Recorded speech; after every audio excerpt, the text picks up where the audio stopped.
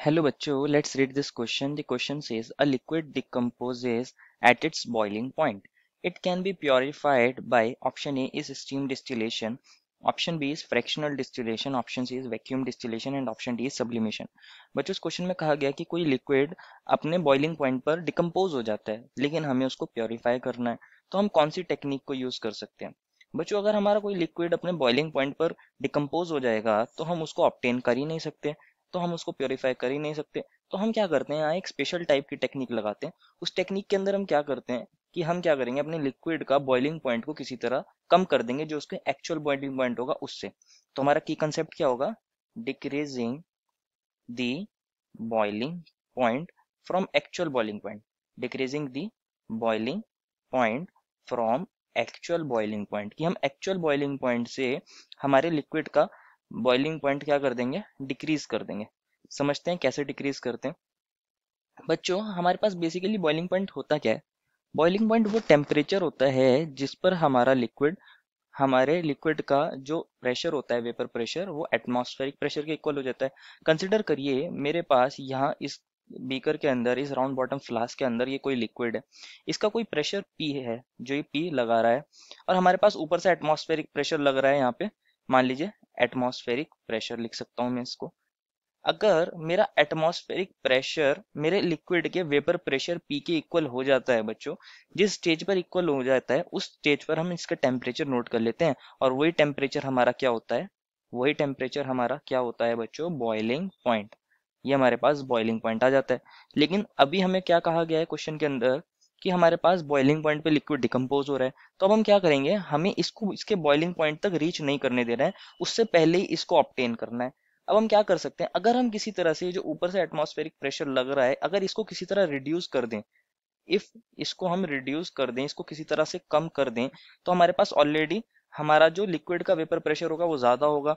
वो अपने टेम्परेचर पे रीच करने से पहले, अपने बॉइलिंग पॉइंट पे रीच करने से पहले ही बॉयल होना स्टार्ट हो जाएगा। अपने नॉर्मल और या फिर एक्चुअल बॉइलिंग पॉइंट पे रीच होने से पहले ही वो क्या हो जाएगा, हमारा बॉयल होना स्टार्ट हो जाएगा, अगर हम किसी तरह एटमॉस्फेरिक प्रेशर को रिड्यूस कर दें। तो कैसे कर सकते हैं बच्चों, इसके लिए हम यूज करते हैं वैक्यूम डिस्टिलेशन को। क्या करते हैं वैक्यूम डिस्टिलेशन के अंदर, इसको समझते हैं। बच्चों ये मेरे पास राउंड बॉटम फ्लास्क के अंदर हमारा लिक्विड है जो अपने बॉइलिंग पॉइंट पर क्या हो रहा था, डिकम्पोज हो रहा था।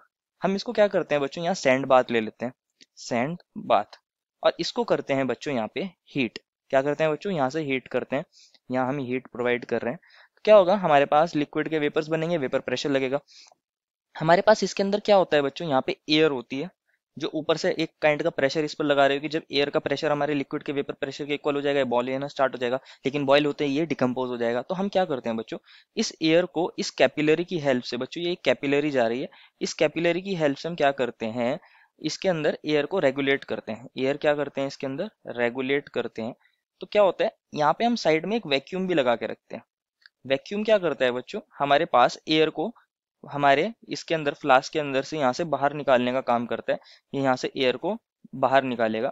तो क्या करेगा, अंदर एयर का प्रेशर कम हो जाएगा। अगर एयर का प्रेशर कम हो जाएगा तो हमारे पास जो लिक्विड होगा उसको प्रेशर कम लगाना पड़ेगा। कम प्रेशर लगाना पड़ेगा तो हमारे पास कम टेम्परेचर पर ही वो बॉयल हो जाएगा। और जैसे ही वो बॉयल होगा at low temperature then it's actual boiling point, तो उसके वेपर्स बनेंगे। हम उन वेपर्स को बच्चों यहाँ पे कंडेंस कर सकते हैं इस कंडेंसर के अंदर। यहाँ से हम वाटर को डालेंगे, कूल वाटर को, और वो वाटर यहाँ से सिंक में निकल जाएगा और हमारे वेपर्स को कंडेंस कर देगा, और उसका बच्चों यहाँ पे लिक्विड बन जाएंगे जिसको हम कॉनिकल फ्लास्क के अंदर इकट्ठा कर सकते हैं। ये हमारे पास लिक्विड यहाँ पे सेपरेट आ जाएगा। और ये हमारे पास थर्मामीटर है जिससे हम टेम्परेचर को नोट भी कर सकते हैं, थर्मोमीटर। तो हमारे पास क्या करा है, हमने वैक्यूम लगा के एयर प्रेशर को कम कर दिया है। तो हमारा लिक्विड का जो एक्चुअल बॉइलिंग पॉइंट है उससे हमारे लिक्विड का बॉइलिंग पॉइंट कम हो जाएगा, तो हम उसको इजीली बॉईल कर सकते हैं below it's actual boiling point. तो इस वे में हम उसका प्योरिफिकेशन कर सकते हैं। This is known as vacuum distillation technique. इसको हम उन लिक्विड्स के लिए भी यूज कर सकते हैं जिनका बॉइलिंग पॉइंट बहुत ज्यादा होता है, जहां पे रीच करना मुश्किल हो जाता है। तो वहां हम वैक्यूम डिस्टिलेशन की हेल्प से उनके बॉइलिंग पॉइंट को रिड्यूस कर सकते हैं। तो यही हमारा वैक्यूम डिस्टिलेशन होता है। Therefore, final answer is option number C. I hope you understood it well and best of luck.